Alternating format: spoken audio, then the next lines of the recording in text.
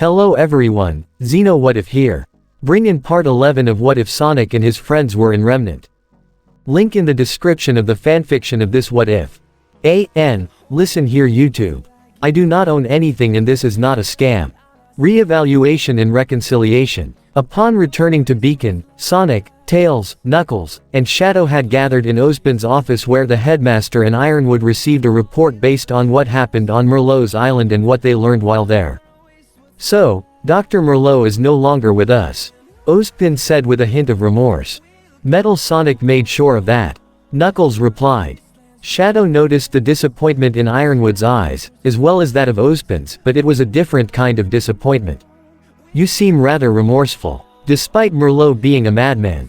What Dr. Merlot did, and what he attempted to, was reprehensible, I do not argue that. Ozpin replied. But he was still a gifted genius, and it is a shame that his gift was used for the wrong cause. Yeah, real shame, Sonic said. So, how's Glinda doing? She getting any better? He asked with concern. She'll recover quickly, Ozpin assured. Glinda is tougher than she appears. That's good to hear, Sonic smiled. So, you were not able to get any intel from Merlot, or anything useful at all? Ironwood questioned. We didn't learn a whole lot from him, but I was able to get a sample of the chemical we found on the island. Tails revealed as he pulled out the Miles Electric and displayed a holographic image of the molecular components of said chemical. I may not have gotten his complete formula, but if this substance can directly affect the Grimm, maybe we can still use it to make that anti-Grimm weapon we talked about. I'll talk with Professor Palendina when we're done here, if that's alright with you. He said that last part to Ironwood specifically. Please do. Let us know the moment you can find anything useful. The general granted. Now, what of this shapeshifter you captured? Ozpin asked. We tried to get Mimic to squeal on the ride back, but he's clammed up. He won't say a word. Sonic answered. It's doubtful he knew anything worth noting. Shadow commented. Mimic is a mercenary, and even so, he's the type to err on the side of caution, choosing the option that is least likely to put his life in danger. Sounds about right. If he did know anything, Metal Sonic would have put him out of his misery the way he did with Merlot. Knuckles agreed. I'd still like to question him if he does know anything. Ironwood stated.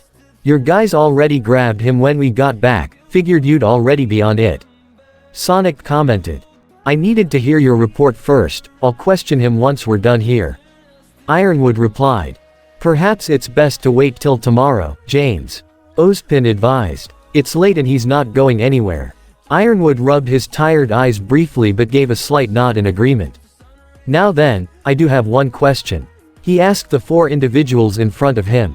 Given Mimic's ability to shapeshift, would it be correct to assume he was one of the spies who infiltrated Beacon? Possibly, but I don't think he acted alone.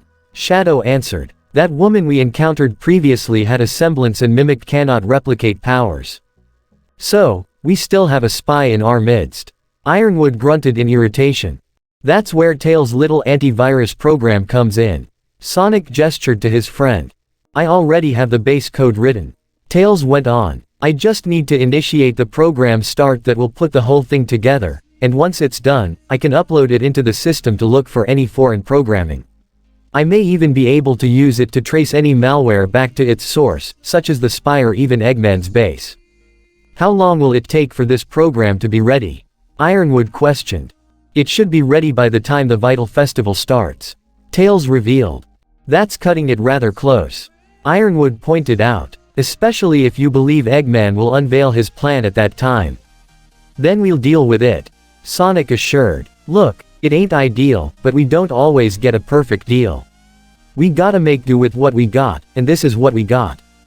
Ironwood didn't quite seem to like that, something Ozpin quickly picked up as he spoke. James, Sonic is right. We unfortunately do not have all the answers, but we do have a plan that honestly sounds rather reasonable, albeit with a few risks, but still. That seemed to pacify the general before the headmaster looked towards the blue hedgehog again. Is there anything else that you'd like to share? Nah, that's it, Sonic replied. Very well. Get some rest. Thank you for all your help. Ozpin said.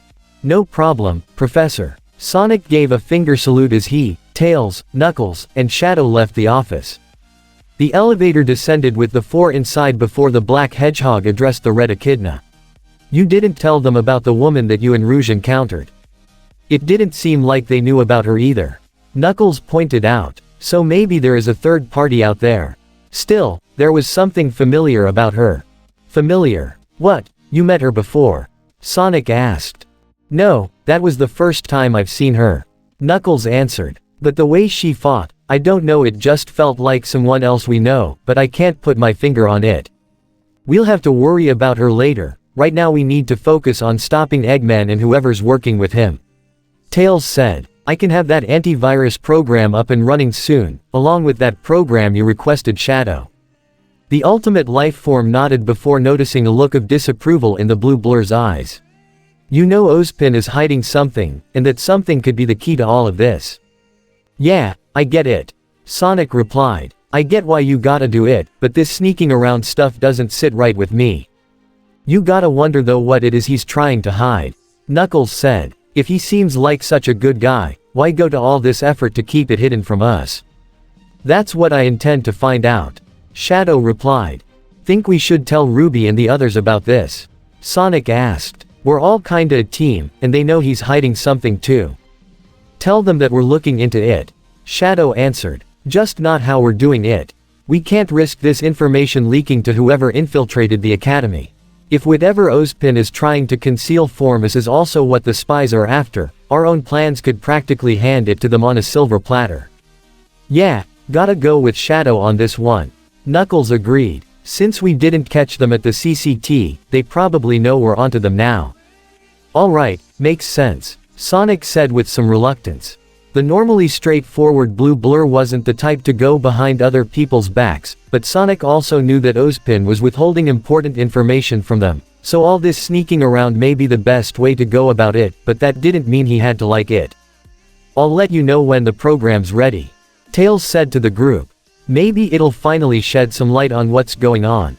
Oz, this is starting to get out of control.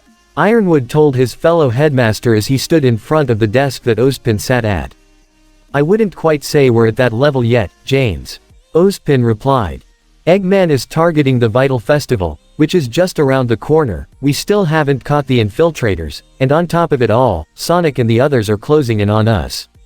Ironwood stated. You have to know that they suspect us. I am aware. Ozpin said in a calm yet firm tone. But we have to be careful. If we're too blunt in our approach, we run the risk of not only turning Sonic and his friends against us, but even some of our own students. All the more reason we should have had said students kept away from them. Ironwood said. If they find out about her, then the whole campus could. In fact, with the Vital Festival, we might even be risking the students from all the academies learning the truth. And you know what would result if that were to happen. Ozpin had to concede to that point. You're not wrong about that.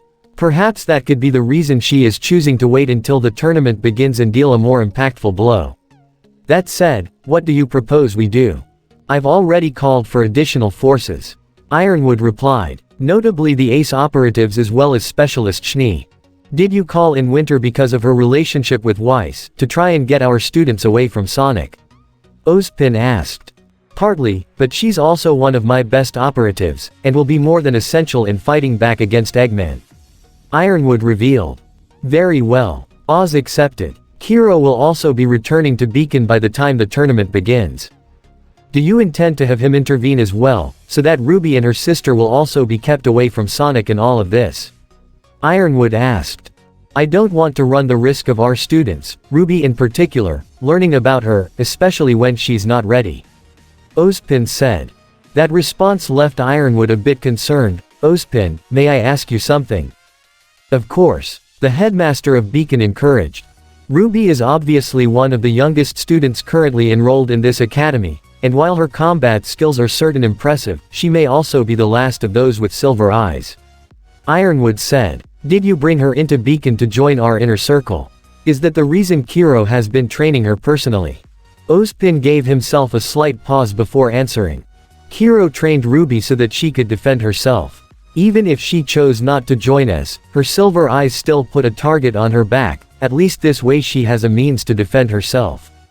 As for my choice to enroll her into Beacon, it's for more or less the same purpose, to provide her sanctuary as well as a means to train her. Do I want her to join us?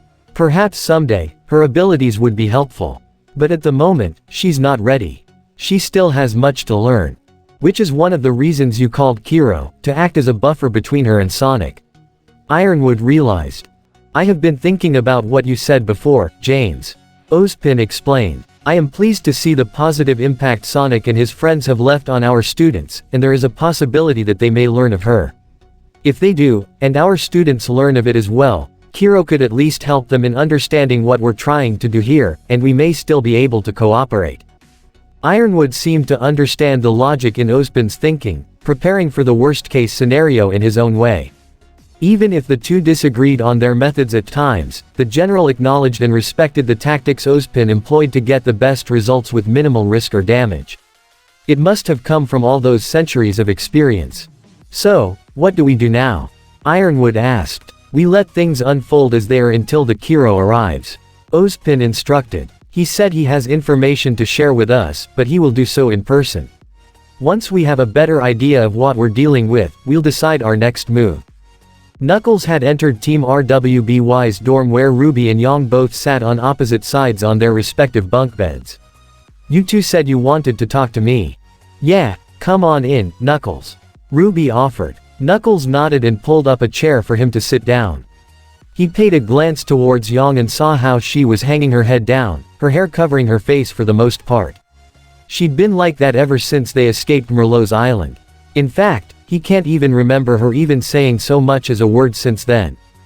So, what's up? The Red Echidna asked, but he had a good idea what this was about. Knuckles, Yang stuttered a bit before taking a deep breath before speaking again. You were right. She clenched her fists together, her body shaking, like it was taking all her willpower just for her to speak the next sentence.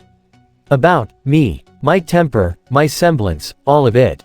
She stopped a brief second before speaking again. Do you know what happened between me and Mimic? No, I don't. Knuckles replied. Well, it was actually a robot that had his powers. Yang began. When we were split up, he took the form of my sister. He tricked me, but even after I figured it out, he still kept up her face. He said a lot of things that really made me angry and I couldn't land a single hit on him, and he was shooting me the whole time. I didn't dodge or anything, I just thought, I was so angry, with him and with you, ever since what happened in that courtyard between you and me, I've been angry, more than usual. And everything he said, everything he did, her fists clenched even more, almost like her fingers were digging into her palms. I wanted to hurt him, so badly. I let him hit me, so I could lash out with everything I had and pound him into the ground, but Ruby, the real Ruby, showed up and he tricked me. I almost lashed everything out at her. If it weren't for Pyrrha or Shadow, I might have killed her. Yang sniffled as she slowly began to break down. I almost killed my own sister, again. She fell to her knees as she put her hands to her face and the tears poured out. I let my stupid temper get the better of me and I almost got her killed all over again. Damn it. Yang was a total mess. She was on her hands and knees as she pounded her fist into the floor while she continued to sob. Knuckles' look softened as he saw Yang break down, feeling a great deal of sympathy towards her. Ruby almost instinctively moved in to try and hug her sobbing sister, but she forced herself to stop as she turned towards Knuckles, silently wondering what she should do. Knuckles only gave her a nod, silently gesturing that it was up to her to handle this, but the look in his eyes also reminded her of the talk they had back at Mountain Glen. Ruby seemed to understand and so she crouched to the same level as the sobbing Yang and spoke. Yang, I'm sorry that happened, the young leader of Team RWBY began. I don't blame you for what happened with you and Mimic, or what happened back then when we were kids. But, maybe you do need help. That caused Yang to slowly look up to Ruby as she continued. And, maybe that's my fault too. Your fault? How is it your fault? Yang asked as her eyes were still wet and red. Because I wasn't a leader to you. Ruby said seriously. I haven't been treating you like my teammate, not like what I've been doing with Weiss and Blake. I talked and I compromised with both of them, but I haven't done that with you. I guess I didn't feel I have to, because we're sisters. Don't get me wrong, I love you, Yang. You are my sister, and you more or less raised me, I'll always love you. And I still wanna hang out with you and play games and have fun. But, I don't think we can have that kind of dynamic when we're fighting the bad guys. It's not like I wasn't listening to you or anything. I know you're the leader. Yang said. I know, but the problem isn't with you, it's with me. RWBY continued. Guess we both need a little bit more help. She chuckled slightly before speaking again. I need to take this job more seriously, even with you. So, I might say some things to you at times, I may even disagree with you or criticize even, but if you want to say something to me too, go ahead, I'll listen to you. But I'll also need you to listen to me if I have to rein you in. I kinda always felt your temper was a bit of a problem anyway. RWBY said with a nervous wince before getting serious again. So we gotta fix that. We'll always be sisters, but we have to be better teammates too, and I might make some mistakes too. Do you think we can make that work? Yang took a moment to let all that sink in. This was not the sort of response she expected from her sister. RWBY sounded a bit nervous, and at the same time, firm and a bit mature in how she talked. She really seemed serious about being a better leader. Yang always supported RWBY and never doubted her as a leader, but if RWBY felt this was the best way to try and move forward and be better, then she would support her all the way. Yeah, I think we can do that. She replied as she wiped the tears from her eyes. This earned a smile from RWBY too. Knuckles likewise smiled with content at the sisters. He was glad to see that RWBY took his advice to heart and that they were already well on their way to becoming a stronger team. Of course, if Yang was going to truly support RWBY as their group's leader, she had to be a better teammate too, and she had a good idea where to start. Knuckles. She got his attention. I want to get better. You were right, I rely on semblance too much and, I got anger issues. But I can't get past this alone. I need your help. Please. She was still on her knees as she bowed her head to him, showing probably for the first time, a sense of humility. Yang felt a gentle hand on her shoulder and looked up to see the smile on the red echidna's face. I told you before, all you had to do was ask. I'll be happy to help. Yang smiled emotionally as Knuckles stood up straight and he offered his hand to her. This time, she accepted it and he helped her stand back on her own 2 feet. Less than a second later, RWBY leapt at both of them for a hug as she held them tight with both her arms, something Yang accepted without a second thought. Thanks Knuckles. RWBY said to him specifically. Anytime. He nodded with a smile. The moment RWBY let go, they heard a knock on the door. Excuse me, it's Pyrrha. May I come in? Yeah, go ahead. RWBY replied as the red-haired girl entered the dorm, closing the door behind her. Hey, Pyrrha. Yang greeted, though her friendly smile faded slightly. How much of that did you hear? I didn't intend to eavesdrop, though I did happen to overhear the tail end of your discussion. Pyrrha revealed. I'm happy to see that you're working things out. Thanks. Yang smiled and nodded. So, is it true you'll be helping to train, Yang? Pyrrha asked Knuckles. That's right, he confirmed. I've actually had an idea that I've been thinking about since our escape from that island. Pyrrha began. When RWBY and I fought Mimic, he pretty much wiped the floor with the both of us. Wait, seriously? Yang looked to her younger sister in surprise. He took down you and Pyrrha. RWBY nodded in confirmation. He also had a bunch of robots helping him. Plus he always changing shape between me and her, it made things really hard for us. I think another reason why he was able to overwhelm us is because you and I aren't accustomed to working together. Pyrrha said. We might be on the same side RWBY, but you and I aren't a team. Not a real one anyway. She's not wrong about that. Knuckles pointed out. Whenever we get into a fight, I always see you guys sticking with your own teams, or partners. But we can't always rely on that. Pyrrha continued. If we're going to continue working together against Eggman and whoever else he's involved with, we all need to work better together as a unit.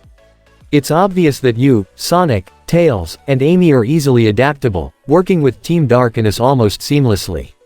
But that does not apply to Teams JNPR or RWBY. So, what do you have in mind? Yang asked. We have about a week before the Vital Festival begins and we suspect Eggman may make his move there, and we have that time off from classes. Pyrrha explained. Most of the students will probably be heading home until the tournament starts, but I think our teams should stay here for some joint exercises. Mix partners up and focus on working with one another so all of us can better function as a team. I know that we won't be able to cover all our bases within only a week, but it's a step in the right direction. Knuckles said. And you're right. Sonic, myself, and everyone are more used to working together, but you kids are only just starting out. I think it's a good idea. We can all train and work together. He said that last part towards Yang, indicating he would be working with her as he said he would during this time as well. So RWBY, what do you say? Hira offered her hand, which RWBY took without a second thought. I say let's get to work on making us the best fighting team ever. The youngest girl said with enthusiasm, much to Pyrrha's delight. As they talked, nobody seemed to notice just outside the windowsill sat a certain black bird, or rather the woman from the island who was still in the form of a bird, who overheard everything that went on in there. It seemed they were serious about improving their own dynamic and becoming stronger. Good. If you stay the same, you become stagnant, which only hinders your own growth. That was something that many of the people she knew, or rather thought she knew, never seemed to understand, or even accept. They were content with things remaining exactly as they were, even if the end result was death. That's to be expected when being a part of Ozpin's cult. Although, the presence of this Sonic and everyone seems to be disrupting that. These aliens have taken these children under their wing. Two in particular are already showing signs of not only growing and becoming stronger, but even questioning the Norman status. Ozpin may not like that, especially with the youngest being Summer's daughter and undoubtedly his next weapon to use and throw away just like everyone else. But the problem wasn't just Ozpin, it was this mad scientist and his army of robots that also presented quite the issue. She had seen many of their battles herself and he was quite the threat himself. Maybe not as much as a threat as her, but still dangerous. This would also mean that Yang, her sister, and everyone else might be smack dab in the middle of it. Though she could tell that Sonic and his allies did prioritize their safety and would not abandon them like her old allies would. But, the time may come where she herself would have to step in. She still wasn't sure if she could count these aliens as allies yet. They were strong, yes. But were they strong enough? There was also the matter of whether or not they would see her as an ally. Mostly because of how she left her own daughter as baby, which she wouldn't blame them for. For now, though, she would keep her distance and a close eye on all of them. Worst case scenario, she would grab Yang and RWBY and take them somewhere safe and away from the potential bloodbath that she knew was just around the corner. Sonic and Amy had both met up with Weiss as the three arrived on the rooftop of the dorms where Blake was waiting for them, sitting on the ledge. Hey Blake, what's up? Sonic asked. Got your message. Blake slowly stood back up and turned to face her friends with a concerning expression. I wanted to talk or rather warn you about something. Warn us? Weiss asked, not sure what she meant by that. When we were separated in Merlot's lab, I encountered Mimic, or rather a robot with his ability to shapeshift, and he took the form of Adam. Blake revealed, earning a sympathetic look from Amy as she had a good idea what this was about. I had an idea he was involved. In fact, Eggman basically said he already met him when we fought him at the docks a while back. But, with what happened back there, I know for sure now that he and Eggman are working together now. So, you think he'll show up at the tournament, the same time we think when Eggman will? Sonic assumed. Yes, and I wanted to tell you about him so you'd be ready, at least what I know what he can do anyway. Blake began. The blue and pink hedgehogs as well as the Schnee heiress gave her their undivided attention as he began. Adam is a skilled fighter, I'd say he's about as good as a professional huntsman. He's a brilliant leader and he is absolutely ruthless in a fight, showing no mercy to anyone. He has a sword with the sheath acting as a gun, he's also very quick on the draw and a fast swordsman. He's not as fast as you or Sonic, but I wouldn't underestimate him either. What about his semblance? Amy asked. It's called Moonslice. Blake described. You could say it's similar to Yang's semblance, where he takes the damage and energy from an opponent and redirects it back. But unlike Yang who takes the hit herself, the energy is absorbed into his weapon, and he redirects it in the form of a slash. If he absorbs enough energy, he can slice through even the strongest of metals and even aura, I've seen it myself. Does it have to be through his specific weapon, or can it be done with any object he holds? Weiss asked. He said it can be used with any weapon he has, but the weapon itself can be damaged if he absorbs too much energy and he unleashes it all at once. Blake answered. It's not all that different from the recoil of Yang's own semblance.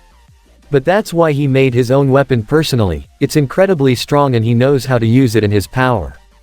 Yeah, sounds pretty tough. Sonic said before smirking. But it won't matter if he can't hit anyone with hit. Maybe, but I'd still be very careful. Blake said. When you see him turn red, that's when he's about to let loose. He'll draw in the blink of an eye. You might be faster, Sonic, but I'll be careful, I promise, Sonic assured. Weiss, you need to especially watch your back. Blake told her. Me? She questioned. Adam hates your family more than anyone else. He directly blames the Shnees for everything the Faunus are going through. Blake explained. He's wanted nothing more than to slaughter your whole family. If he sees you, he will try to kill you. I know what you're capable of, I've seen what you can do. You're good, Weiss. But he's better. Just, please, stay close to us. I don't know if I can bear to lose another friend. As Blake looked away with a pained expression, Weiss stepped forward. Thank you, Blake. This caused the Faunus girl to look back at her teammate as she spoke sincerely. I've learned to trust you and your judgment. If you really think Adam is so dangerous, then I promise to be careful and not to handle it alone. Weiss smiled at her. Thank you for keeping us informed. And for calling me your friend. Blake nodded with a smile of her own. And she's not the only one. Amy said. I told you before, Blake, that if that creep tries to mess with you, we'd have your back the whole way. Maybe he's good with a sword, but that won't stop me from introducing my sweet baby to his face. She drew the pico for emphasis. Trust me, you'll want to keep your distance from that. Sonic joked before getting serious. But seriously, if Adam's with Eggman, then he's not just your problem, he's all our problem. So, when he shows up, we'll kick his butt together. Deal. He offered Blake his own hand. Seeing the confident and sincere look in Sonic's eyes caused some of Blake's own insecurities and fears to vanish. Just like with everyone else, she saw what Sonic can do and he was undoubtedly powerful, same with the rest of his friends. But more importantly, she saw the strength of his character. He was sincere and free-spirited, and being around him and everyone else has helped her to come out of her shell and get stronger herself. She knew right then and there that she was no longer alone. Deal. She clasped his hand with her own. John just received a message on his scroll from Kira saying, Ruby agreed. Looks like we're going to be doing joint exercises. The leader of Team JNPR said to his 3 teammates as well as Team Dark as they were in the students' dorm. Sounds like fun. Nora smiled. Collaboration of our groups will lead to not only individual growth, but the development of new and more destructive abilities. Omega said. A logical course of action. It may help us to prepare for the upcoming tournament, but I don't see a whole lot of explicit change done till then. Ren commented. There's only so much one can do in a week. Maybe not, but if it improves our overall teamwork and makes us more prepared to fight Eggman, I say we go for it. John said. Do you have any ideas in mind? Rouge asked. Actually, I got a few ideas for some combo moves for our team.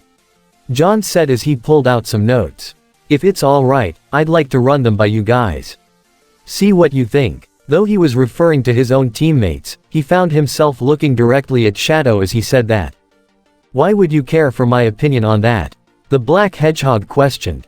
Because you're the only person I trust to be completely and brutally honest with me. No offense, Ren, Nora. John said. I didn't think I wasn't being honest. Ren commented. You want brutal honesty, I can go with that. Nora added. Well, just be straight with me. Don't sugarcoat it. John told them. If something's wrong and you don't like my idea, just tell me. I won't get offended or anything. I'd even love to listen to some of the ideas you guys got. Ren and Nora exchanged looks before smiling towards one another and back toward their leader. I think we can work with that. Ren said. Yeah, let's get our team blast going. Nora proclaimed. Though I do have to wonder what we're going to do about the spies that are still in Beacon. Ren brought up, getting serious. Won't we be risking the enemy learning of our new techniques?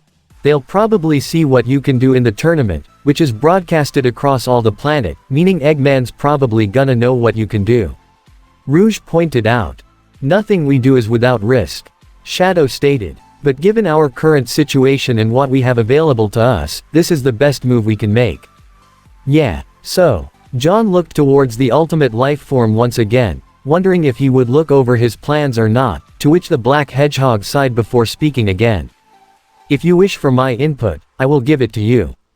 But don't be too dependent on solely what I say. Shadow explained. Even if I approve, there is still a chance your plan can go wrong. What's important is that you find a way to adapt if and when that happens. Keep that in mind. Sure, no problem. John nodded. Rouge smirked knowingly. Despite Shadow's appearance of indifference towards John, she can clearly see that he was interested in helping him to grow stronger. He clearly saw the right potential in him, otherwise he wouldn't even be wasting time with him. It was actually kinda cute, and she will be lording this over him forever. Hey Omega, think we can practice our techniques with you? You up for being a test dummy?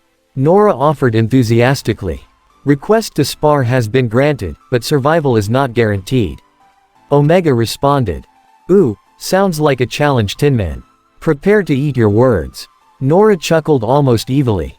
I do not possess a jaw mechanism. Omega replied, although such a weapon could be useful. Biting the bad guys to death.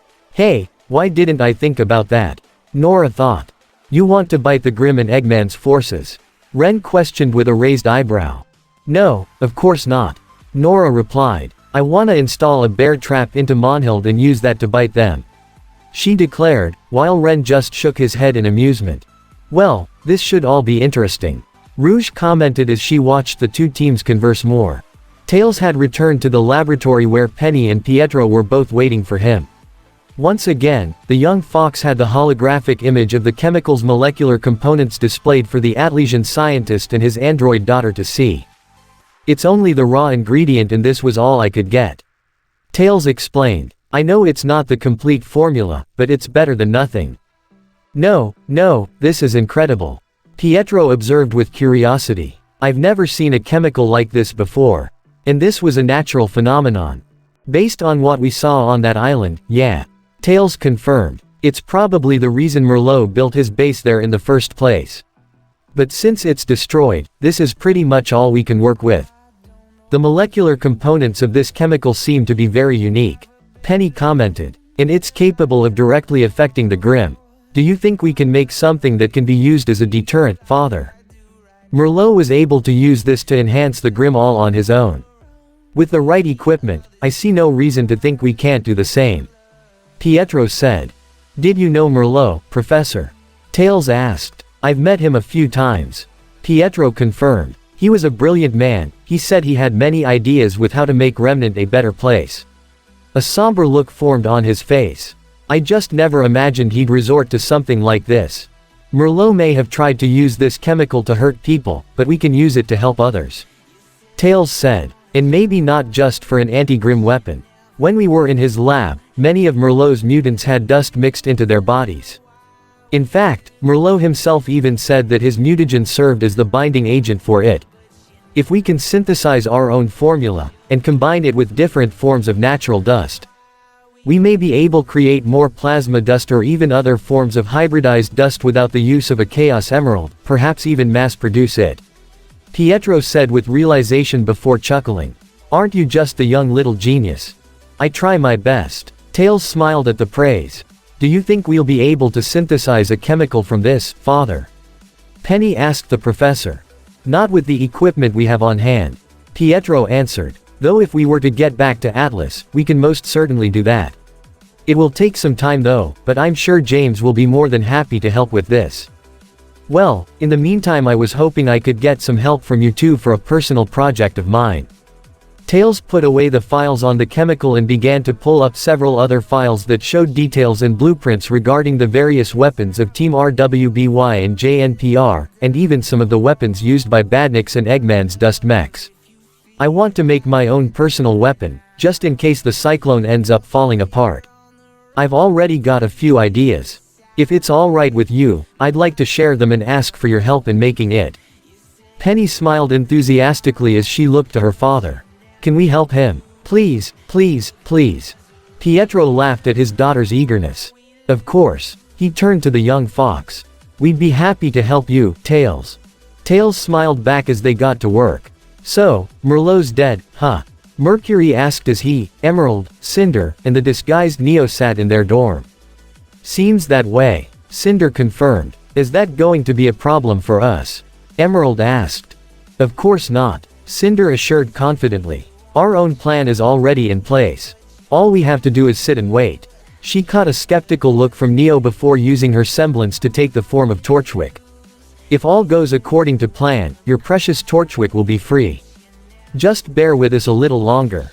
Neo dropped her disguised and looked towards Mercury, gesturing towards Cinder, silently wondering how he puts up with her. Hey, she gets us results. That's all I can ask for. But we've seen a glimpse of those mutants. They were way stronger than normal Grimm. Emerald pointed out. And the rodents took them down. Maybe they're stronger than we think. I'll admit, I may have underestimated them before. Cinder replied. But while they're focused on Eggman and the looming threat from outside, we'll tear them all apart from the inside. If we play our cards right, Ozpin and that blue rat will be at each other's throats, and we'll get exactly what we deserve. She proclaimed as her eyes glowed dangerously. Meanwhile, dwelling within the land of darkness, the Queen of the Grimm had walked out onto her balcony, holding a black crystal ball in her hand that she used to connect to the seer that served as a means of communication from her partner. Dr. Merlot is no longer among us. How unfortunate, Salem commented. Meh, you win some, you lose some. Eggman dismissed. But it might have been funny if he did join up. The way he went on about the Grimm, he'd worship you like a goddess. It would be a pretty hilarious rivalry with Watts and Tyrion. Salem smirked in amusement at that implication. Regardless, even if Merlot is gone, the sample he provided you, and by extension myself, could prove more than useful. She held in her other hand a vial of the complete mutagen that Merlot had developed. He had previously provided it to Eggman as a sample when they first met, and Eggman gave it to Salem soon after. Dr. Watts, do you believe you can work with this? She handed the vial behind her to the aforementioned disgraced scientist as he took it in his own hands to get a closer look at it. My expertise is more with technology than genetics. Watts replied. That's not saying I can't work with it, I most certainly can. It will just take some time, so I will not be able to provide much of anything to our ongoing plan with Beacon. That's fine. Salem accepted. We have everything we need there. That's assuming the brat, Cinder, stays in line. Eggman replied as he sat back in a chair in his personal hideout, the Seer Grimm floating next to him. I feel like you're giving her too much lenience. It's why I prefer machines, easier to direct, and they won't give you a second opinion. And if they end up not falling in line, a little reprogramming fixes that. Or just scrap it and make something better. Unfortunately, a machine cannot serve as an appropriate vessel for the maiden powers. Salem replied. And a second opinion can be useful. Even I haven't always been right. Agree to disagree then. Eggman waved off. Still, feels like you're putting too many eggs in the Cinder basket. She's practically sleeping under the same roof as Sonic and everyone. One slip up and she won't last, even if she does manage to get the rest of the Fall Maiden juice. All I'm saying is, it wouldn't hurt to have a backup. Fair point. Salem conceded. You know Sonic, and I do not. I trust then that you already have a backup plan. Eggman sneered evilly as he pressed a button on a compartment on the side of his seat, causing the top to open and reveal the remaining 6 Chaos Emeralds, all glowing and shining brightly. Yeah, I think we're good. However, it was not just Eggman and Salem that seemed to be reviewing information. Metal Sonic continued to remain in the corner of the room, seemingly remaining on standby for when Eggman calls to him. In truth, Metal was also analyzing the data that was Merlot's mutagen formula, studying every aspect of the raw chemical as well as the final solution that he had scanned and copied into his own databanks. Much of the substance was still largely unknown to Metal, primarily how it didn't match up with anything on the periodic table. Even some minerals from Remnant were near identical to those here on Earth. Perhaps this was from a more mystical origin. Eggman has delved into the occult before, even aside from the Chaos Emeralds, so such a thing was not impossible, and Metal Sonic was no stranger to magic, having analyzed the biodata that was connected to an ancient deity in the past. Much like his creator, and the partner he chose to align with, Metal Sonic may not be able to make much from the mutagen's data right now. But later down the line, it may prove to be useful. Just as useful as all the recorded data he obtained from his encounters with teams RWBY, JNPR, and that penny android. And he would undoubtedly have access to more data when the upcoming battle at Beacon begins. You always rush straight to the finish line, my loathsome copy. But I'm playing the long game, and at the end of this race, victory will be mine. The Vital Festival. Ruby honestly found it really hard to believe. This was a moment she had only dreamed about, and while it was something she really wanted to do, she didn't expect it to happen so soon. Maybe in their third year at Beacon, but not in her first. And yet, here she was. She along with the rest of Team RWBY as well as Team JNPR next to them were just 2 of the 32 teams of Huntsman students from all 4 academies had all gathered together in the middle of Amity Arena where the audience of observing students and civilians all cheered the moment the teams had all stepped out. The only individuals that didn't appear to be cheering were the many AK-200 robots that were guarding the entrances and exits. Wow, talk about quite the reception. Sonic commented as he, Tails, Knuckles, and Amy were currently sitting at the special seats closer to the arena, those revered for the participating teams and various teachers and other guests, including Glinda, Ironwood, and even Pietro, all of whom sat some distance away from Sonic. Well, given what Ruby and the others told us about this tournament, it's basically their version of the Olympics, so of course it's popular. Amy said. And I'm also pretty sure it's because everyone is on a giant floating arena. Sonic pointed out. It was true, Amity Arena was a special kind of coliseum, in the fact that it was hovering high in the sky above the Beacon campus, with a series of shuttles ferrying all the guests and participants to and from the arena. Have I said before how cool that all really is? Tails said in a giddy tone as he looked over the data on Amity Arena for the umpteenth time on his Miles Electric tablet. Yeah, about 20 times already. Sonic joked. Still, how does an arena this big just float? Knuckles asked. It's way bigger than those extreme gears we used to ride on. That's actually pretty easy to explain. Tails began. Pietro told me everything in detail.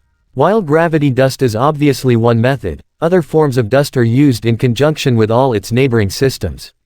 When you consider all the implications of... Stop. Knuckles quickly exclaimed, not understanding a single word. I get it, okay. It's dust. Dust makes it float. And that's good enough for me.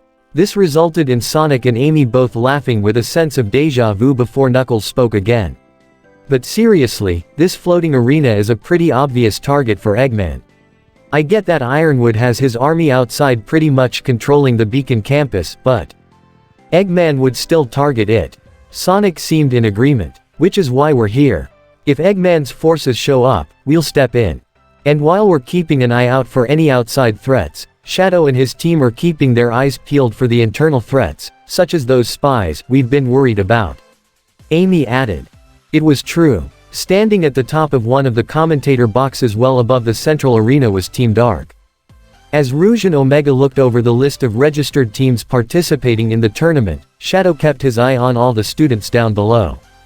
Even from such a high position, Shadow could make out both teams RWBY and JNPR and even identify a few other students from Beacon, such as that annoying monkey Faunus, Sun and his team, and even that weakling Cardin and his group. There were many students that he didn't recognize, all likely from the other academies. He had a strong suspicion that the spy he and Omega encountered at the CCT during the dance was likely hiding among the other contestants.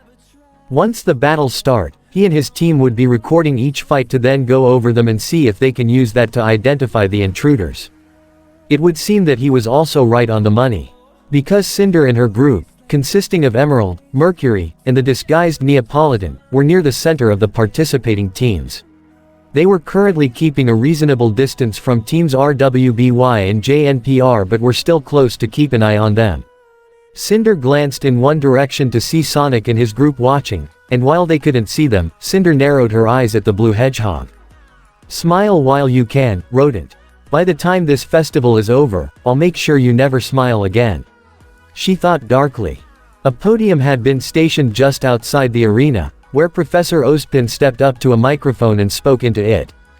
Good morning. The headmaster of Beacon began, prompting all cheers in the arena to die down as everyone watching, both in person and among the many televisions across all of Remnant, gave him their undivided attention.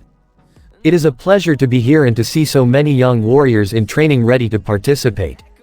Though we all hail from different kingdoms, we all stand here together in a symbol of unity, quite literally. For Amity Arena is the culmination of all 4 kingdoms, cooperation, one constructed after the end of a conflict that would have torn our world apart. For many years, we have lived together in peace and harmony, but it is our duty to maintain this peace through cooperation with one another. Shadow gave a slight scoff from his current position. Despite Ozpin's speech, words can only do so much. It was likely that this tournament really acted as a political pressure valve to end tensions before they even began. A good idea on paper, but not a flawless one. And while Shadow didn't have any problems with the tournament's purpose, it was Ozpin's speech that he had issues with. There was something going on, a possible conflict behind the scenes that he was purposely hiding from the world. Something else that Shadow had looked to expose. And while there can only be one winner in the end, we all stand together. Even in the face of adversity, we must keep moving forward. Ozpin's speech went on as an Atlas soldier aboard Ironwood's flagship watched the tournament from his personal scroll as he sat at a chair in the brig of the vessel, right before he heard some banging on one of the doors. "Let me out," a familiar voice spoke up. The guard sighed as he stood up from his chair and walked towards a specific cell. "I demand that you release me." He opened a small slide in the door to see that it appeared to be General Ironwood inside the cell. "Don't you know who I am? I am your superior, General Ironwood." "Oh, General Sir," the soldier began in a seemingly sincere tone. "Shut up," he exclaimed. Right when he was about to close the slide, a new voice spoke up from within the cell. "Why are you doing this?" Opening the slide up again, the guard looked inside to see that it now appeared to be a teary-eyed and frightened Ruby Rose inside. "What did I do? Please let me go. I want my mommy." The guard pulled out his electric baton and activated it. "Keep it up, freak. You want a taste of this?" Wiping away the fake tears, the imposter Ruby smirked evilly at the guard while still speaking in her voice. "When I get out of here, I'm going to kill you myself." "Hey, yeah right." The guard closed the slide. Mimic shifted back into his normal form as he sat in his cell, still maintaining his smirk. It was a good pastime to try and mess with the guards. He even did the same trick when Ironwood tried interrogating him just after his capture, and he almost got him to completely lose his composure with all his tricks, including shifting between Eggman, Ozpin, and Ironwood himself. "That's a neat trick you got." Torchwick spoke up from the cell next to him. "But I know someone who can do it better." "That little ice cream-haired girl," Mimic replied. "Hey, she's decent, I guess." "Then why is she out there and you in here?" Torchwick questioned. "This is actually the safest spot to be." Mimic leaned back as he put his hands at the back of his head. "Just a few more days, and that's when the real fun starts." And now, it is my pleasure to announce the start of the 40th Vital Festival Tournament. Ozpin's speech came to an end, resulting in cheers from the audience and many participating students. With that, I will leave the rest to the commentators. He walked off the pedestal and went to join his fellow teachers. Ho ho! A lovely speech from the illustrious Professor Ozpin. Wouldn't you agree, Professor Oobleck? Professor Port asked as he and Oobleck were apparently the commenters for this tournament, sitting in the announcer's box with a hollow screen right behind them that showed an emblem for the Vital Festival, which was a combination of all 4 kingdom symbols. "Dr. Oobleck corrected. And I am honored to be here to see what these young students have to offer. Here are the rules. The tournament is divided into 3 distinctive rounds." Hollow screens appeared next to both professors to illustrate the rules. Teams, doubles, and singles. He held up 4 fingers, 2, and 1 for emphasis. Age and school year are irrelevant. In this tournament, the only attribute being tested is skill. Correct. Now it was Port's turn to speak. The winners of this battle will elect 2 of their members to represent them in the doubles round, followed by the members of that round choosing 1 member to advance once again. The remaining combatants will then fight their way through the final bracket in the hope of achieving victory for their kingdom. And now for the rules of the battles themselves. Oobleck continued. Teams and individual members will fight one another in the central arena as the environment changes from battle to battle. The arena will be divided in half for different environments and each environment will be chosen at random. They will range from lush jungles to scorching deserts to frigid wastelands and so on. If a participant is knocked out of the arena, or their aura drops below 10%, they will be considered eliminated from the match. Port went on. Last team standing, wins. With that said, let the first match begin. All the participating teams will be chosen at random regarding who and when they fight, so let us see who will be fighting in the first round. RWBY announced. A series of large hollow screens appeared in the arena for the participants and audience to see, while those watching at home saw them on their own screens, as two lottery slots appeared spinning downward with a versus emblem in between. Everyone watched with eagerness or nervousness as the slots came to a stop, showing two team names. RWBY and ABRN. Our first match is Team RWBY of Beacon vs Team ABRN of Haven. Port announced. We're first, RWBY exclaimed in a mixture of shock and excitement. That's a surprise, Blake commented with widened eyes. Huh, luck of the draw. Yang grinned. Good luck or bad luck? Blake asked. There's no such thing as luck. Weiss shook her head. We were chosen at random. So let us do our best. Yeah, let's do it. RWBY said with a toothy smile as she pumped her fist. Now, will all the other teams please leave the arena and take their seats? RWBY requested. It's time for this tournament to get underway. Alright, Team RWBY's first. Qbot cheered as he and Orbot saw broadcast from the central screen of the bridge of the ship that currently Eggman operated, the Mad Doctor himself sitting in a chair as he watched the preparations unfold. Who do you think's gonna win this one, boss? Without a doubt, it's gonna be Sonic's little protégés. Eggman replied. Are you actually rooting for them, boss? Orbot asked in surprise. Hardly, just stating a fact. Eggman responded. Those kids follow Sonic and his pals like lovesick puppies, so they've obviously picked up a few of their tricks. But does it matter if they win? I mean, Cinder's plan, Orbot began.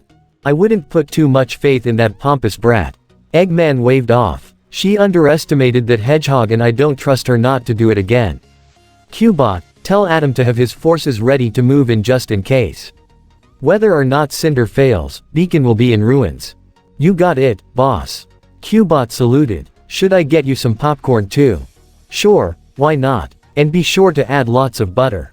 Eggman shrugged as he continued to watch the match that would begin at any moment. All the participating teams had cleared out from the arena, leaving Team RWBY to face off against their opponents, Team ABRN, which consisted of 4 students around their age. Their leader, Arslan Alton, was a dark-skinned young woman with platinum blonde hair and olive green eyes. She wore a yellow robe with only one sleeve on her right arm with black pants, a red sash, and bandages around both her wrists and her left arm. Bolin Hori was a lightly tan-skinned young man with amber eyes and black hair. He wore a yellow sash over his shoulder and around his waist, with a dark blue vest, gray pants, and black boots. Reese Cloris was a girl with neon green hair swept to her right with teal eyes and 2 black facial markings on her cheek. She wore a dark purple hoodie over a mauve sweater, black shorts and shoes, along with elbow and shoulder pads on her arms and legs.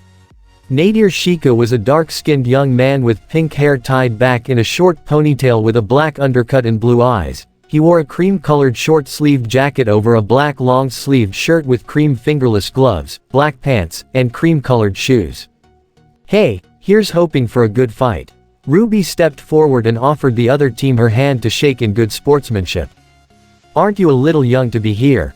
The pony rides are over there, kid. Arslan pointed towards the exit. RWBY stuttered for a moment, while her teammates glared, with Yang especially ready to step in, that is until Arslan chuckled a bit. I'm just messing with ya. You too. She offered RWBY her hand, to which RWBY smiled and accepted with a shake, easing the tensions. At the same time, Team JNPR found their way over towards Team Sonic and sat down beside them. Team RWBY is in the first round, huh? Well, this should be good. John said. Hey, let's all bet on RWBY.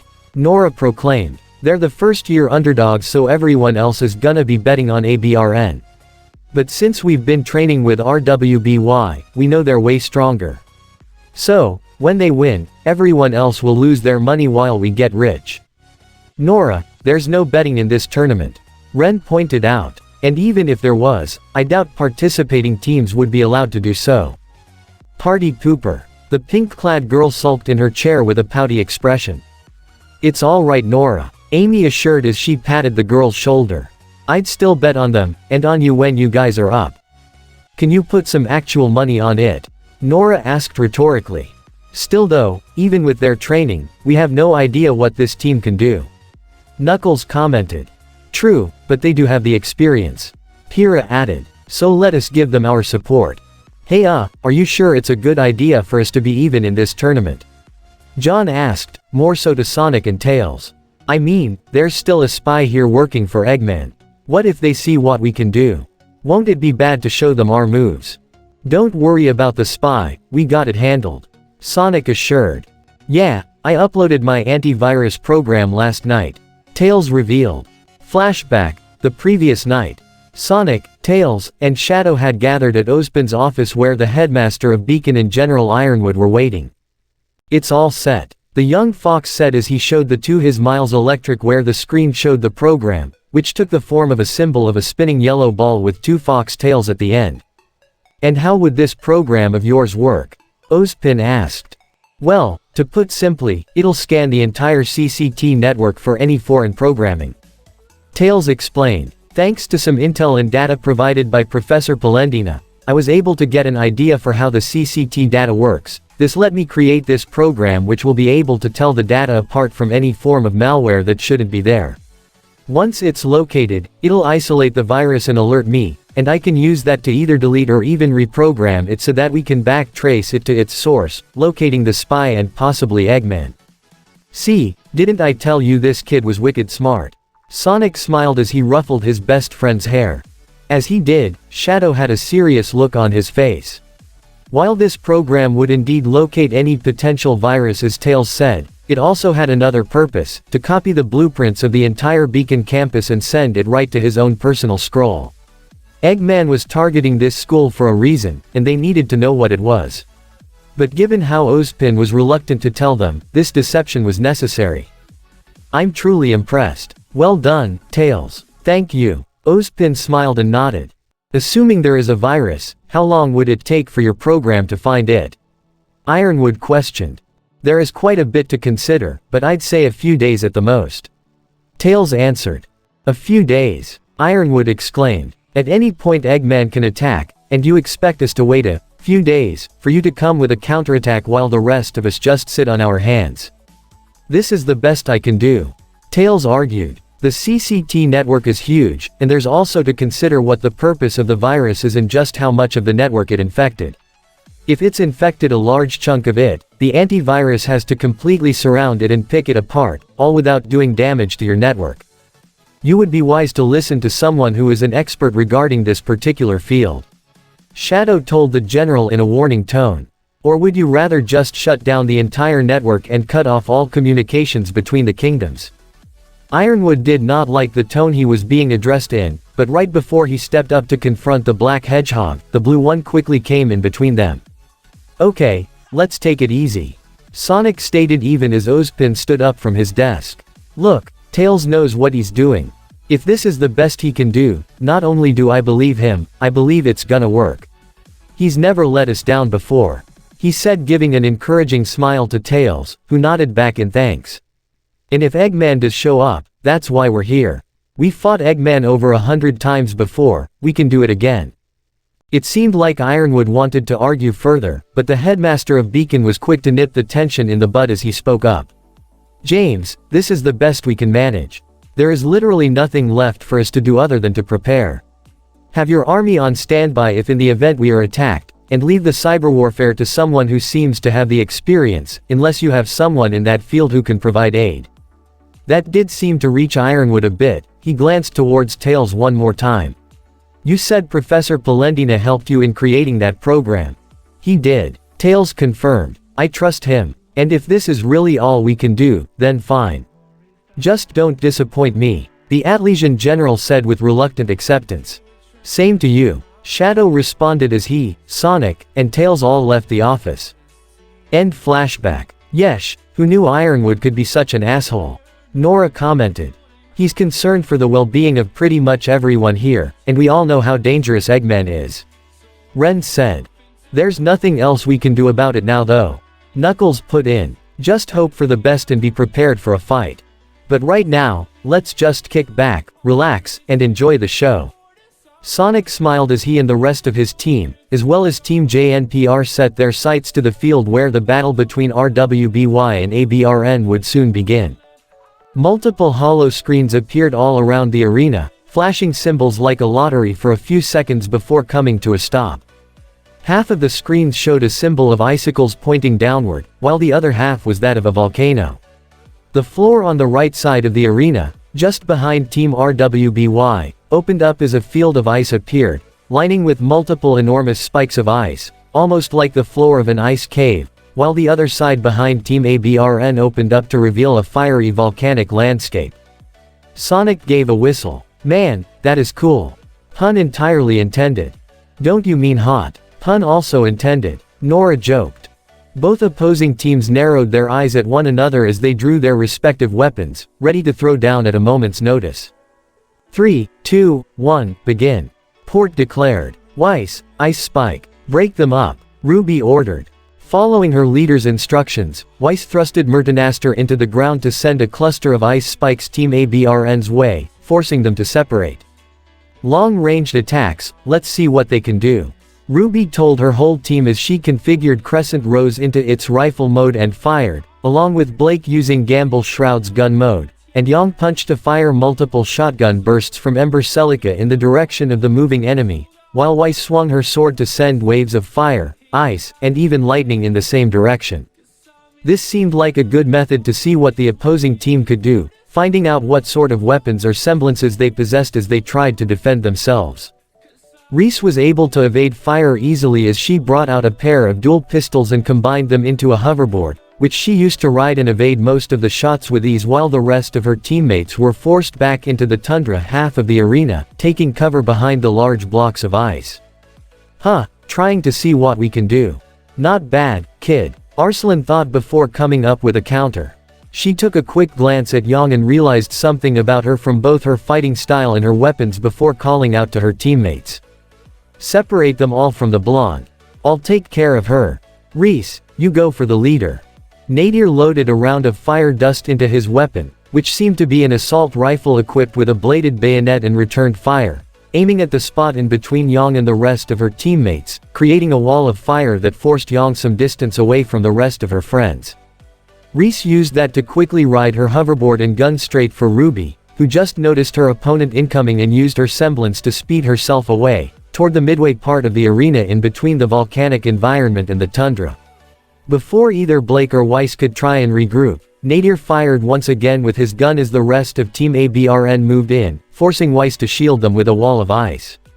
However, Bolin had leapt over the wall of ice, and drew his own bow staff and attempted to bring it down on Blake, though she left a shadow clone to take the hit as she flipped backwards, prompting Bolin to give chase just as Weiss' ice wall was broken down by another explosion, with Nadir rushing through it, his gun converting into a sword which he lunged at Weiss, forcing her to defend herself with her own sword. Yang had found herself backed onto the volcanic part of the arena and noticed how her friends were separated from one another, but before she could do anything, Arslan had appeared to kick her in the side and push her back. "You're not a long-distanced fighter, are you?" Arslan questioned rhetorically. "Your specialty is hand-to-hand. Well, so is mine."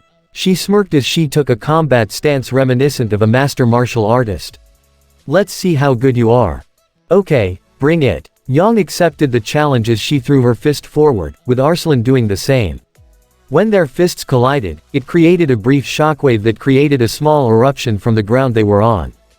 RWBY used her semblance to try and gain some distance from Reese, who was speeding after her on her hoverboard, and went to a large ice spike, using Petal Burst to get to the top before firing Crescent Rose in its rifle mode at Reese, but she jumped backwards while kicking off her hoverboard to break it off into its dual rifles again, which she fired at RWBY at the top. RWBY, of course, sped away and tried to come at Reese at the side, drawing Crescent Rose's scythe mode to slash at her, but Reese brought her rifles back together to remake her hoverboard, acting as a shield to block RWBY's side strike before kicking at the base of the board to create a propulsion-like force at point blank to knock RWBY back. Reese then rushed RWBY as she broke her board apart again into a pair of pistols with blades at the tips, which she slashed relentlessly on RWBY, forcing her on the defensive. Blake, meanwhile, was locked in a clash of blades as she used Gamble Shroud's sword mode, as well as its cleaver sheath to block and parry the spinning slashes from Boland's staff, which had curved blades on each end. Both moved with equal speed and agility that seemed roughly evenly matched for the most part.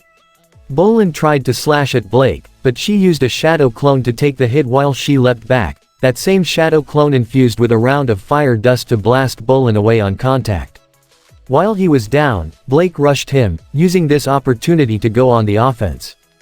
Weiss jumped backwards as she lunged Murtanaster forward, creating a glyph in front of her that she infused with fire dust to blast an inferno at Nadir, which he dove to the side to avoid, all while firing his gun at Weiss, who tanked a few hits, causing her aura to drop slightly before she plunged her sword into the ground to create a large pedestal of ice to perch herself up into the air, giving her a vantage point to erect a few small glyphs around her to send a hail of ice spikes at him, forcing Nadir to run and avoid them.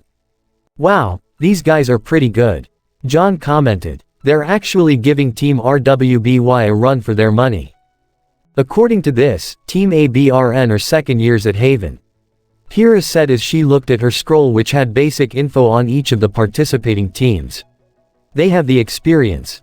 And this fight shows it," Knuckles said in agreement. They separated their enemy for one-on-one battles, using their own skill set to match that of RWBY and the others. "Not bad. It seems like they're pretty even for the most part though. This could go on a while," Ren observed. "I don't know, Yang, looks like she's in trouble," Amy said with caution as they saw Yang engaged in a brutal hand-to-hand match against Arslan. The blonde threw out a punch, which Arslan parried with a chop of her arm before delivering an upward spinning kick to her head and a palm strike to push her back. Yang stood up once more and quickly rushed Arslan with some rapid punches, scoring one solid hit in the stomach and tried to follow with a punch to the face, but Arslan limboed underneath the strike and landed on her hands to spin her legs away to break off Yang's punches and then pulled back both of her feet to slam them into Yang's face, sending her up into the ground. With a growl, Yang pulled herself up once again as she tried to rush Arslan a third time, throwing her fist upward, but not only did Arslan duck underneath it, but she even threw out a white rope that was tied around a dagger she had just pulled out. And while Yang pulled her face back to avoid the dagger's slash, she looked in shock to see the right arm she had used to punch was suddenly tied in Arslan's rope. "Gotcha." Arslan grinned as she pulled in Yang for a punch to the jaw, which Yang tried to retaliate with a punch from her free hand, but Arslan pulled up on her rope, pulling up on Yang's other arm, forcing her to miss the shot from Ember Celica and smash her hands together, which Arslan took advantage of by quickly binding Yang's arms together and threw a kick to her face, one so powerful that it knocked Yang close to the edge of the arena. Yang. RWBY looked more than a little worried in that her sister seemed close to elimination. She was about to speed off and help her, only for Reese to appear in front of her, riding her hoverboard and block her path before throwing a punch to keep RWBY from escaping. Weiss and Blake were similarly stuck in stalemates and unable to help with Nadir blasting away Weiss' icy pedestal to knock her down and Blake still locking her blades with those of Boland. Teams Sonic and JNPR looked with concern at Yang's situation, Knuckles looking especially serious. But unbeknownst to them, a certain black bird with red eyes, one that was perched on a railing near one of the entrance tunnels, was also watching the fight. As Yang pushed herself back up, she felt her anger rise as her eyes turned red once again. But as it did, she also remembered this kind of feeling before. Flashback, 4 days prior. Yang was knocked down rather hard to the ground, having been on the receiving end of Knuckles' punch. "Well, looks like I win again," the Red Echidna said. During the week before the start of the Vital Festival, teams RWBY and JNPR both agreed for some joint training exercises alongside teams Sonic and Dark. Though Yang, being one who arguably needed the most help, had to spend most of her training with Knuckles in order to best improve her fighting style. But with these past 2 days, it's been a difficult process for her. "Damn it," Yang cursed as she punched the ground in frustration. "Why can't I get better?" "Don't beat yourself up too much," Knuckles told her. "You've been fighting like this all your life, so of course it's going to be hard to break out of it." As they continued, neither of them noticed the very same black bird with red eyes watching over them from within a nearby tree, close to keep an eye over what's been happening, but keeping herself out of sight to avoid being seen. Yang pushed herself up, only to sit cross-legged as she still looked rather angry with herself. If I could just trade away this stupid semblance for something like rubies, it probably would be easier.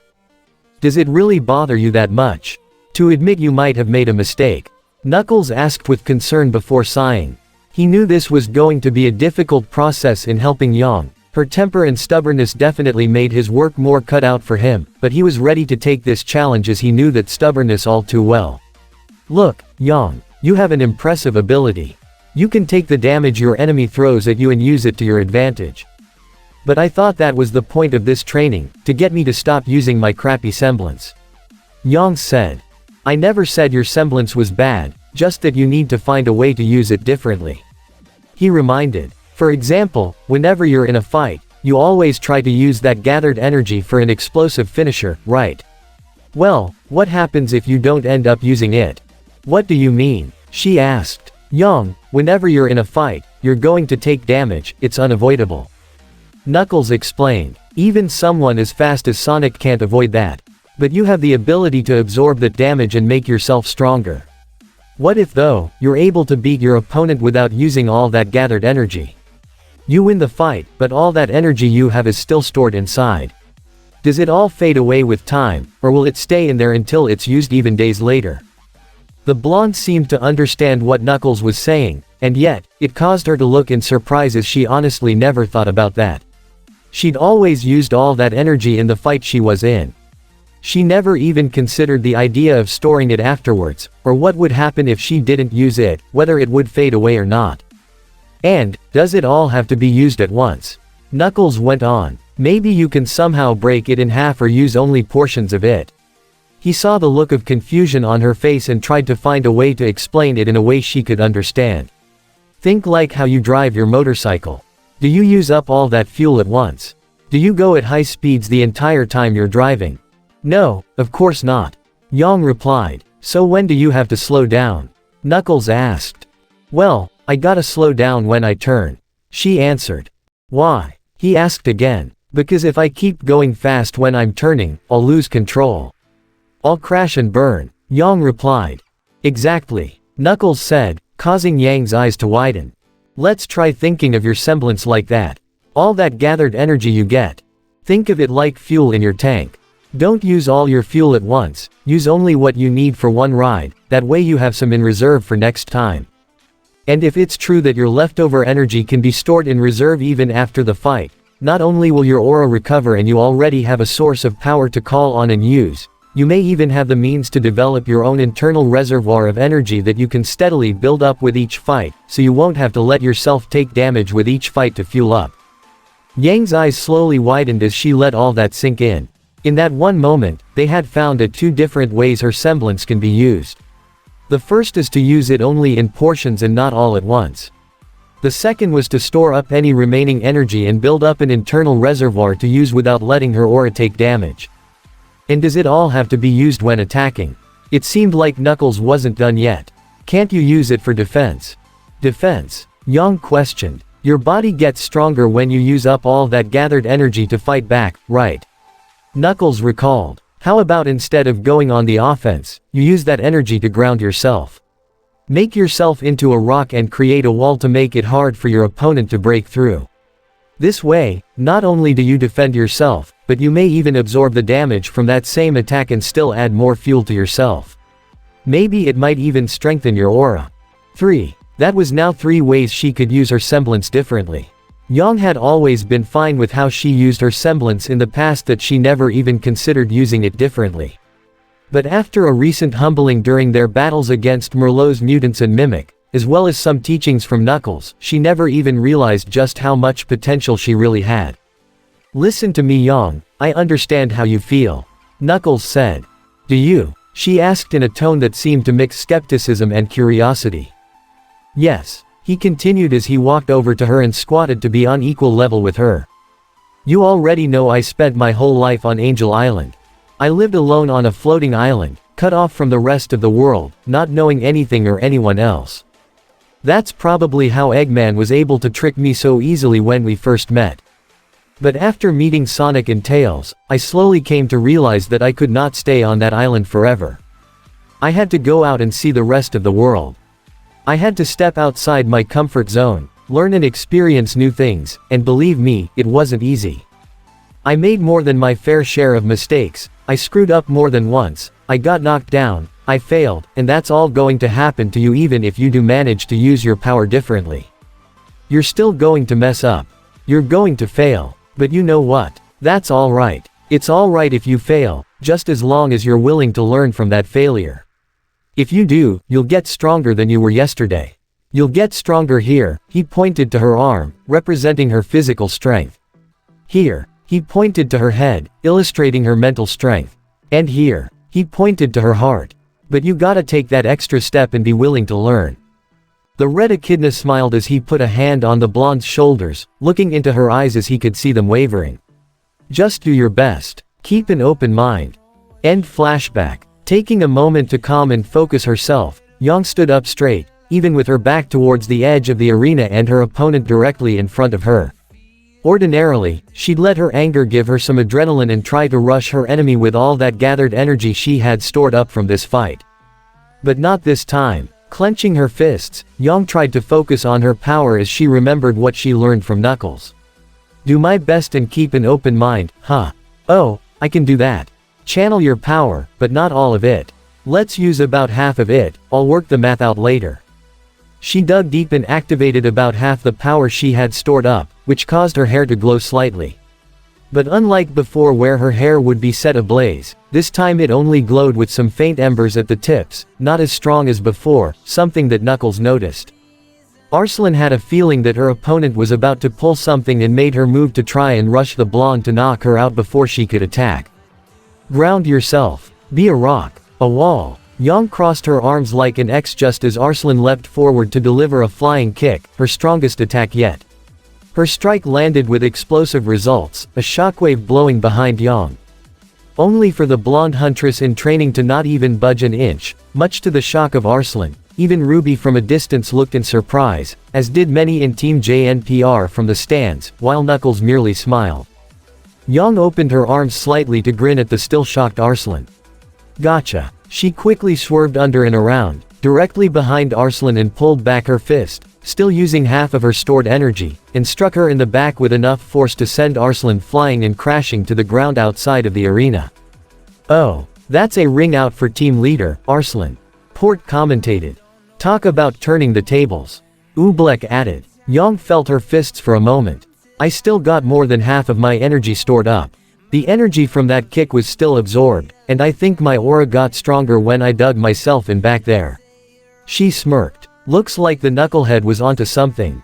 RWBY was beyond happy to see that her sister had won in the end, but she also quickly noticed how her own opponent Reese was distracted, still in surprise, by this turnaround and was quick to take advantage of it as she used her speed to close the distance and slash at her with Crescent Rose, spinning her scythe around while slashing relentlessly, keeping Reese on the defensive as she quickly brought her board up to shield herself. Everyone, get them in the middle. RWBY called out to her teammates. Deciding to trust her judgment, Blake and Weiss both went on the attack with their respective opponents as Blake dashed past Bolin, leaving a shadow clone in front of him, one lined with fire dust that exploded, knocking him toward Blake, who followed through with a kick strong enough to knock him closer towards the middle of the arena. Weiss, meanwhile, had thrusted her sword into the ground to raise another ice shield to protect herself. Nadir smirked, thinking Weiss was stuck on defense and desperately using the same shield again. But that was all part of the deception as a black glyph, one infused with gravity dust, appeared directly under him, propelling him up into the air just as Weiss had come around and pointed Mertanaster to create a glyph in the air where Nadir was, one charged up with wind dust to create a propelling wind force to blow Nadir in the same direction that Bolin was in, causing the two to crash into one another. RWBY continued to relentlessly slash at Reese, who was stuck using her hoverboard as a shield and unable to counter due to RWBY's superior speed. But when she did try to go on the attack, breaking her hoverboard apart into its individual pistols to slice at her, RWBY had already speed past and appeared behind her and swung Crescent Rose, catching her within the curved blade of her scythe. Using her own speed, as well as an extra boost from rifle shots from her beloved weapon, RWBY spun around to create something akin to a tornado, with Reese hanging off the end before RWBY stopped to throw her enemy directly into Bolin and Nadir. All three slumped together in the middle of the arena, their auras dropping, but not enough to disqualify them yet. Circle around them. RWBY order as she, Weiss, Young, and Blake appeared all around the recovering enemy trio. Let's finish them off with RWBY. Seriously? Weiss questioned. You only came up with the idea yesterday, and we didn't even get a chance to practice it, yet. If it'll take em out in one shot, I say we go for it. Young was on board with her sister's plan. We'll consider this an on-the-field test. Blake added. Weiss wanted to protest, but given how quickly their enemy was recovering, this did seem like the best way to end their battle. While she also had a hand in planning their team blast, it could go wrong if they didn't get the timing right. But she's since learned that making snap decisions on the field could mean the difference between victory and defeat. Here's hoping it leads to a victory. The Schnee heiress spread her arms out to create a ring of glyphs on the floor, surrounding Reese, Nadir, and Bolin on all sides. RWBY was the first to move in, stepping onto a glyph and allowing herself to be propelled at the trio, slicing them with crescent rows as she appeared on the other side of the glyph ring. Weiss moved in next, stepping onto a glyph and shooting herself across the ground as she sliced Mertenaster. Blake followed their lead, stepping onto a glyph, sliding herself forward at super speed, and slicing Gamble Shroud. Young was next as she too stepped onto a glyph to dash forward and pound at the enemy, striking Bolin in the jaw, but unlike before, she didn't use any of her gathered energy, keeping all she had stored up. They repeated the process and increased their speeds, with RWBY and Blake even using their respective semblances for additional speed. As they all went one at a time to speed, slash, and strike them, creating blurs of red, white, black, and yellow at the very middle, leaving the remainder of Team ABRN unable to defend themselves before all four members of Team RWBY came in all at once for a joint strike from all sides, creating an explosive, multi-color flash as RWBY, Weiss, Blake, and Young slid outside the vanishing glyph ring, with Reese, Bolin, and Nadir flying up and landing down hard on the ground in a pile. The buzzer sounded as a hollow screen high above the arena showed how most of Team ABRN's auras had dropped below 10%. And that's the match, Oobleck announced. Bolin Hori, Reese Chloris, and Nadir Sheikah are eliminated by aura level while their leader Arslan Altan is knocked out by ring out. Team RWBY is victorious. Port declared. We did it. Weiss looked unsure and surprised, looking towards RWBY, who looked around in just as much surprise at her partner. Did they just win their first round in the Vital Festival tournament? All of Team RWBY looked around at the cheering and clapping audience before directing their attention towards their closest friends. John, Amy, Tails, and Nora all stood up, cheered loudly. Ren and Pyrrha both smiled and clapped as well. Young saw Knuckles was also clapping as he gave her a nod of approval, causing her to smile. RWBY, of course, caught a look at Sonic, who just gave her a thumbs up with his signature smile. That was all the confirmation she needed.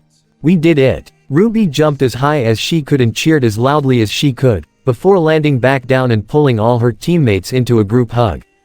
Huh, not bad for their first round. Rouge complimented as she and Team Dark had remained at their position. Their training has allowed their team dynamic and physical techniques to improve. Most satisfactory, Omega added. Shadow said nothing as he gave a single nod, silently acknowledging their victory and overall progress. Even that same black bird with red eyes, the one that was really the mysterious woman who had been watching them all this previous week, seemed to approve of their victory. Alright, go Team RWBY. Woo, Cubot cheered. You do realize they're the enemy, right Cubot? Orbot reminded. Yeah, but that was still cool. Cubot added. Eggman watched on the screen Team RWBY celebrate as they exited the arena with an amused expression. A team blast, Sonic's really rubbing off on them. This tournament might actually be interesting. Sometime later, after taking the shuttle from the arena to the fairgrounds around Beacon Campus, Team RWBY had met up with Team Sonic, along with Rouge. The fairgrounds seemed incredibly busy with not only the countless students eating from the many food stalls, but even Atlas soldiers and AK-200s patrolling the grounds. Hey, great job back there, Sonic said, referring to the team's victory. Seriously, that was awesome, Amy praised. Well, of course. Did you expect anything less? Weiss said in prideful tone. Nice to know the victory hasn't gone to your head, princess, Rouge teased, earning a glare from the Schnee heiress. Young looked towards Knuckles, who simply nodded toward her, which was enough for her to smile back. So why don't we all eat and celebrate? I'd say you earned it, Tails offered. Oh yes, because I'm starving, RWBY proclaimed. I've worked up something of an appetite myself, Blake said, right before her own stomach growled, rather loudly, much to her embarrassment as she blushed while everyone else looked towards her in either surprised or amused expressions. Well, I happened to scout the fairgrounds this morning just before the festival started, and I think I found the perfect place for us to chow down, Sonic revealed with a smile. John and the others should meet up with us there. Come on. As the blue hedgehog led the group away, Weiss heard her scroll's ringtone and took out to look at the caller ID. But once she saw the word, Father, on it, she scowled before declining the call. Something wrong? Amy asked, having noticed the scowl on Weiss' face, which she was quick to try and wipe away. Nothing. Just a wrong number, she replied as she tried to catch up with everyone. But Amy could tell that something was bothering Weiss, though she chose not to press on it. Hey, are Shadow and Omega going to join us? RWBY asked Rouge. You do know Omega's a robot and can't eat, right? The white bat reminded in a teasing manner. Right, sorry. RWBY winced. I'm just teasing ya. She waved off assuredly. He and Shadow got their own thing going on right now. As it turns out, Shadow and Omega hadn't left Amity Arena as they remained in their secluded spot just above the commentator's box and away from any prying eyes.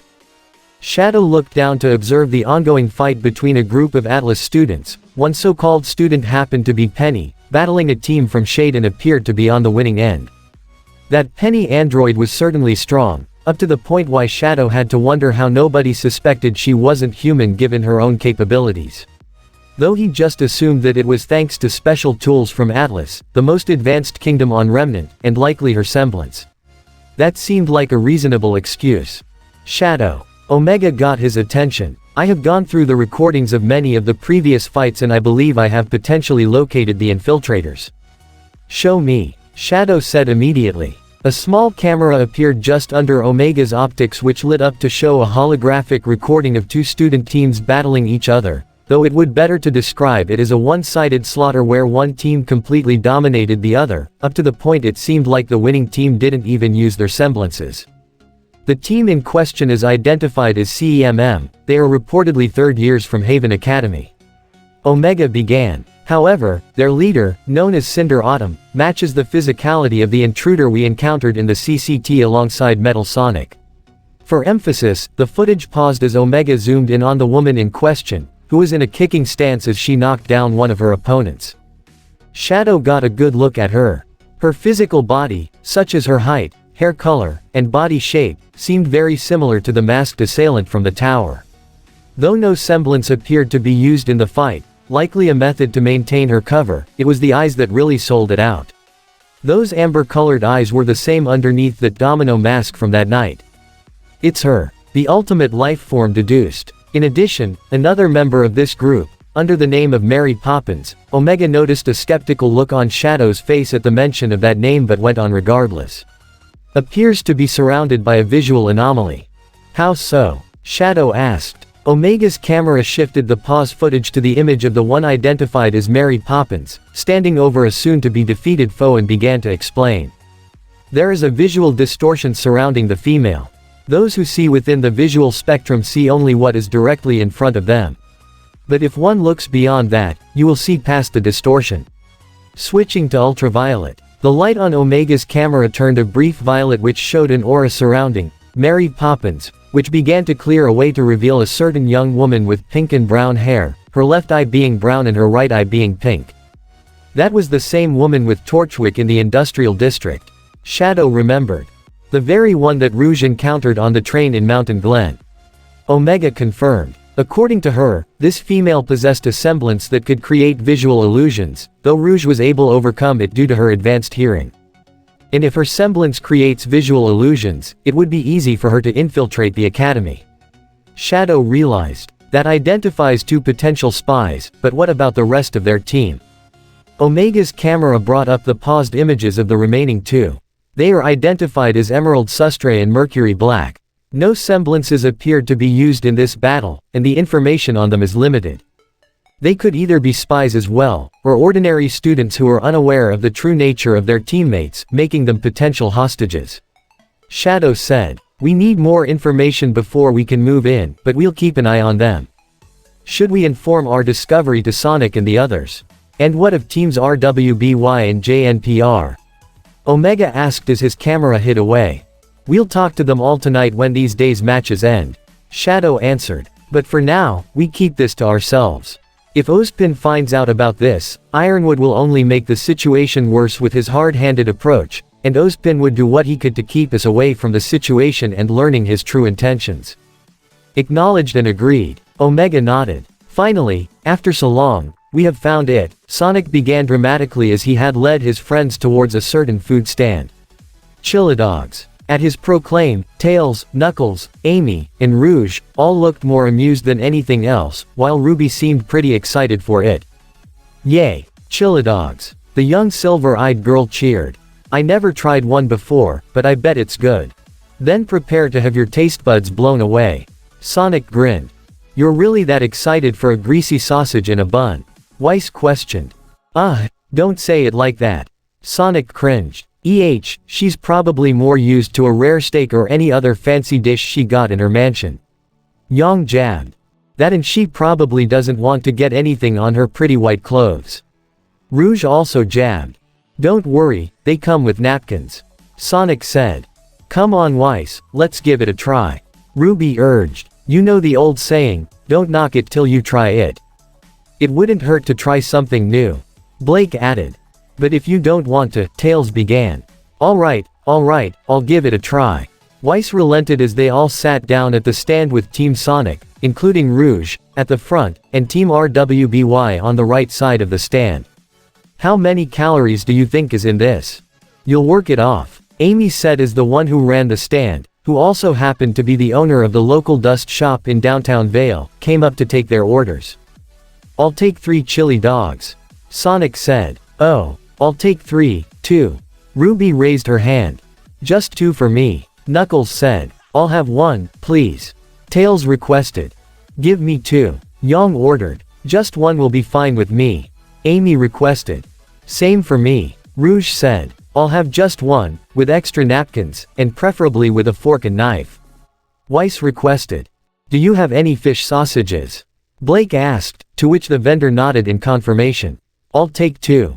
The vendor quickly ran to the back of the stand and in less than a second brought out all 9 plates of all the Chilladog orders and gave them to the recipients, with Blake looking especially excited at the fish sausages in her bun with the juicy chili on top, with stars in her eyes and drool coming down her mouth. So, how are you paying for all of this? Weiss asked Sonic. Who said I'm paying? He replied, causing her to look in surprise. What? Hey, I don't have any Remnant money. I've been doing all this hero stuff for free since I got here. Sonic said. Don't worry Blue, Weiss has got it covered. Rouge held none other than Weiss' own personal credit card before skillfully flicking it to the vendor, who caught it just as easy, much to Weiss' further shock. How, you? She felt along her person wondering just how Rouge was able to steal that without her noticing, a sight that caused Ruby to giggle. Why do you steal from me? Because you have fine taste, and I always get a nice reaction. Rouge smirked. As Weiss fumed, Yang kept her chuckles at bay while everyone else looked in either amusement or annoyance. Just breathe and ignore her, Weiss. Knuckles advised. The more you react, the more she'll do it. He eyed her while Rouge just kept her smirk in his direction, only to look in genuine surprise as the credit card was tossed back, embedding itself into the stand. Ahem. The vendor got their attention as he pointed to the register where the screen said, declined, with X on the sides. What? How can my card be declined? Unless, Weiss looked towards Rouge accusatorily. Hey, I only swiped it 2 minutes ago. I didn't buy anything else with it. She raised her hands defensively. Though, if you get a new one, let me know. Could buy a nice dress with your fortune now that I think about it. As she talked, Blake tried to bring her plate of chili fish sausages closer towards her with an innocent and eager smile, only for the vendor to swipe it away, much to her horror. No, she muttered as she fell dramatically. Sonic appeared to go through a similar phase as the vendor took away his plate of chili dogs. So close, yet so far away, he reached out dramatically. Maybe I can help. They all turned to the side to see Kira walking up with her own personal credit card, along with the rest of Team JNPR right behind her. Kira, RWBY cheered. Aw thanks, but you don't have to. Tails smiled.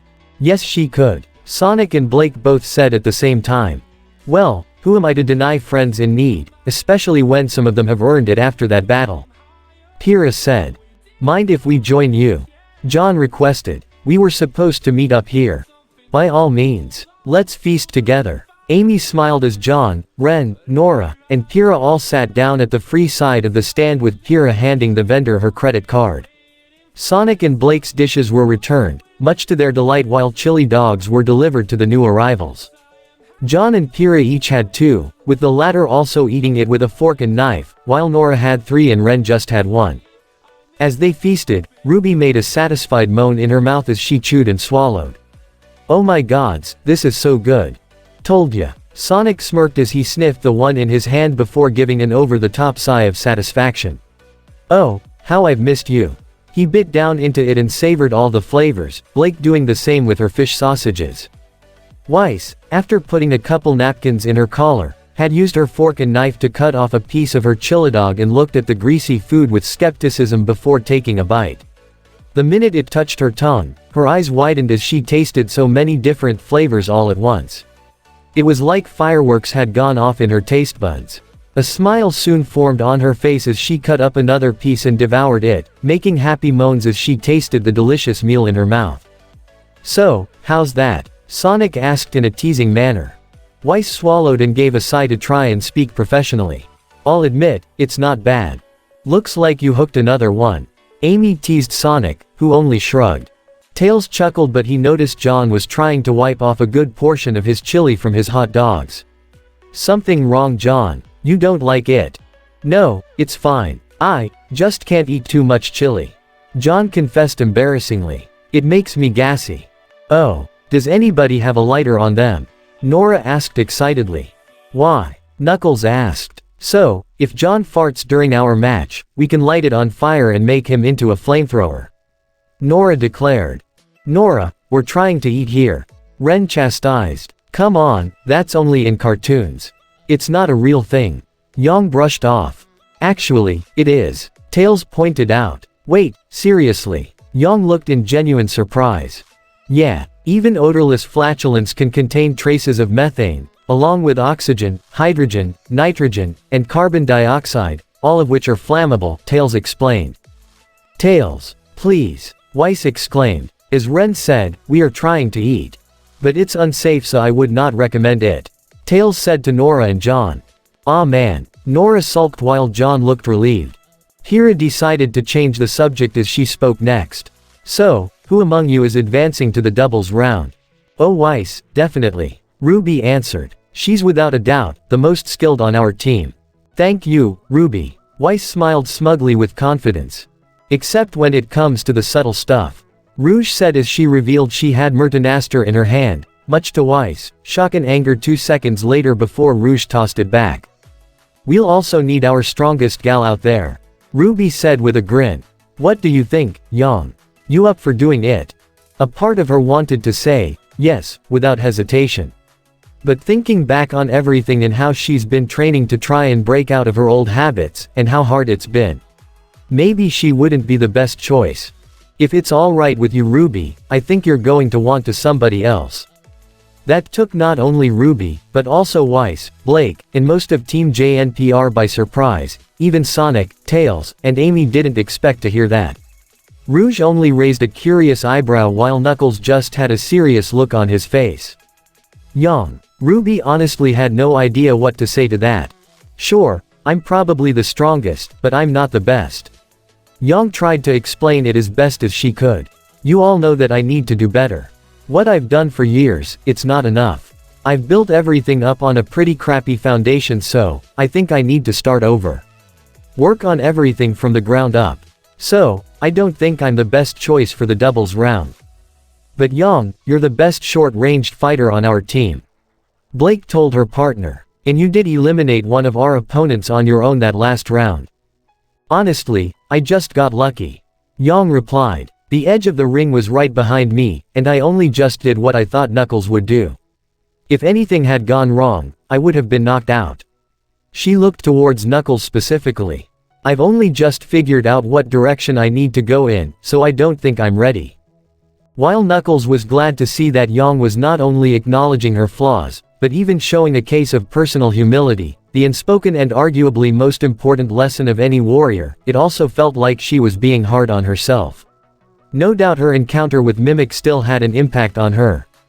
Give yourself some credit though. You're keeping an open mind and you're learning something new. The Red Echidna told her. Speaking of, how is all that leftover energy? It's still there. Yang confirmed. Nothing's faded, yet, but it's only been a few hours. Let's wait a day or two before we start looking into that idea of building a reservoir. And you're sure this is what you want? Knuckles asked. Yes, I've put a lot thought into this. The blonde answered with a nod, to which Knuckles responded with a smile and a nod of acceptance. Alright, if you say so, Yang. Though still surprised, Ruby accepted her sister's decision before looking toward her other teammate. What about you, Blake? You wanna go to the doubles round? Well, I wouldn't mind it, but I think you'd be a better fit, Ruby. She said, much to Ruby's further surprise. Me? You and Weiss are partners, you have better functionality as a duo and can work best as a team. I think that'll be important in winning. Blake said. Well, yeah, but Ruby didn't seem quite sure. Her in the doubles round. What Blake said did make sense. She and Weiss were partners and they made a good team together. Why are you being so hesitant? Weiss questioned. Like Blake said, we're partners. You know how good a team we are, Ruby. And you're the leader, it's your choice. I know, but I don't want to do anything you don't want to. Ruby said somewhat meekly. When did I say I didn't want to work with you? Weiss questioned. Honestly, I'd like the idea of the two of us advancing together. That caused Ruby to look in further surprise. But, if you don't want to do it, just say so. Just as you won't have us do what we don't want to do, I won't force you to do anything you don't want to do. Did Weiss honestly say that she wanted to work with Ruby in the doubles round? While there's never been a doubt in Ruby's mind that she considered Weiss a friend and a partner, it still felt somewhat surreal to hear Weiss reciprocate that, and yet it also made her feel pretty happy. But she still felt somewhat unsure and found herself looking towards Sonic as he appeared to be finishing up his chili dogs when he caught her gaze. Hey, don't look at me. Your team, your call. Sonic shrugged as he finished the last of his chili dogs. But if you want this humble hedgehog's honest opinion, I'd say you two are the best duo on your team. You already kick major butt, and if you put some effort behind it, he licked his fingers before finishing. I'd say you'd be unstoppable. Ruby and even Weiss were stunned to hear that. They both have gotten genuine compliments and voices of encouragement from the blue blur before, this felt different. Did he truly feel they had the potential to be truly unstoppable? That sort of acknowledgement from someone they regard so highly honestly raised their spirits quite a bit, especially for Ruby as any last bit of inductiveness in her vanished.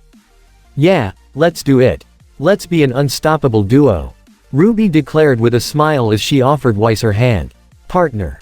Weiss smiled back as she clasped her hand with Ruby's. With pleasure, partner. As the conjoined group seemed to smile at this development, Pyrrha stood up from her seat, having finished her meal. Well, we should be off. So, you guys think you're ready? Amy asked. Absolutely. Nora said enthusiastically. We've been training practically non-stop all week. We got a world-renowned fighter on our team, what's basically a ninja. I can bench press freaking Omega. Don't let him hear you say that. Rouge teased. And even John's gotten better as a leader. Nora continued. Thanks Nora. John himself appreciated her compliment. And I finally get a chance to test this bad boy out. She brought out Monhild to reveal there was now a bear trap-like attachment to the mallet, almost like the mallet was in between a set of fang teeth. She pulled a trigger which caused the teeth to extend before snapping together loudly. You actually installed a bear trap onto her weapon. Weiss looked towards Tails in an absurd manner. She was very insistent on it. Tails said, well, I think it looks awesome. RWBY beamed. And hey, didn't you say you were going to make your own weapon, Tails? Yep, and it's all finished. The young fox confirmed. But Sonic wants to wait for a chance to show it off. We're not students and can't openly fight in the tournament like you guys can. The blue hedgehog explained. So, I'm gonna try and pitch the idea to Ozpin about a bit of an exhibition later tonight when everyone goes home. Maybe us against a group of Ozpin's choosing, or my team against Team Dark, whichever. So, what do you say, Rouge? How about a spar like old times? How can I refuse? Rouge grinned. I'm sure Shadow would love to settle the score, of course. Sonic vs. Shadow. Now that's something I want to see. Yang grinned. You said, like old times. Blake pointed out. Does that mean you all fought each other before? Yep. Knuckles confirmed. In fact, the first time Sonic and Shadow duked it out, they ended in a draw. It wasn't a draw, Sonic replied. The island we were on was gonna explode, so we had to bail before we could finish. And all the times after that? Knuckles asked in response with a raised eyebrow. Sonic raised his finger, looking ready to protest, but nothing came out of his mouth, and he was forced to concede. That's what I thought. Wait, so Sonic hasn't beaten Shadow in a fight? RWBY looked in genuine surprise. Or the other way around. Amy confirmed. Sonic and Shadow are practically dead even with each other. So much so that whenever they spar, there's never a clear winner. That left all of RWBY and JNPR in silent shock as they thought about that. They'd all seen both Sonic and Shadow exercise their power to wipe out whole hordes of grim and killer robots, so there was no doubt that they were both strong, but none of them had ever really considered the idea of which one was stronger. It left them both curious and anxious to see what would happen if the pair ever did clash with each other. Would Team JNPR please report to the battlegrounds immediately? Professor Port's request over the intercom got all their attention. Yes, like they were scheduled to several minutes ago. Oobleck added for emphasis, causing everyone to lower their eyelids in annoyance. Well, it looks like this is it. Kira said as they all stood up and proceeded to return to Amity Arena. As they did, however, they didn't seem to notice a few stands behind them, where Emerald had been hiding as she saw them all walk away. Keeping your distance, huh? Mercury teased as he walked over to her. You're being overly cautious. Don't push it, Mercury. She told him. You've seen what those aliens can do. They're way stronger than the average huntsman. But your semblance can work on them, right? He asked.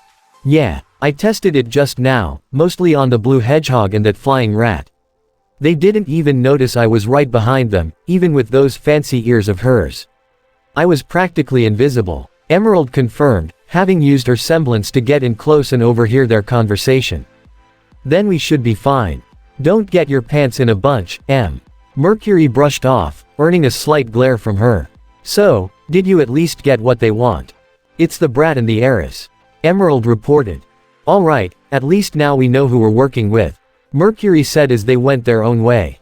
After returning to Amity Arena, Team Sonic and RWBY, along with Rouge, had returned to the special seats reserved for competing teams and onlooking professors. But after making sure they were at a reasonable distance, Emerald and Mercury had found a pair of seats to sit in, right next to Cinder and Neapolitan, the later still in her Mary Poppins disguise as they saw Team JNPR and their opponents step out into the arena. I wonder who's gonna win. Mercury said as he sat next to Neo, who was currently eating a bowl of popcorn. Emerald scoffed. As if we didn't already know. She said as their mute ally nodded in agreement. Oh, come now, even if you know how a story ends, Cinder began as she reached into Neo's bowl, much to her irritation, and pulled out a kernel in between her fingers. That doesn't make it any less fun to watch. She superheated the kernel with her power, causing it to pop before she'd put in her mouth. So, what more targets do we have? The Schnee and the Brat leader are apparently advancing to the doubles. Mercury answered. Oh, their strongest player isn't moving up. That seems rather foolish, Cinder commented. Apparently the bimbo thinks her old way of fighting is crappy and she wants to train with the aliens to get better. Emerald summed up. Is that going to be a problem? No, if anything this works better. Cinder smirked. We all know how dirty the Schnee family is. If their little heiress moves up in the tournament, we'll use that to deal even more damage to her already irredeemable family name. Taurus would certainly love that. And if it's the half pint? Mercury asked. That only caused Cinder's smirk to grow. Well, just imagine how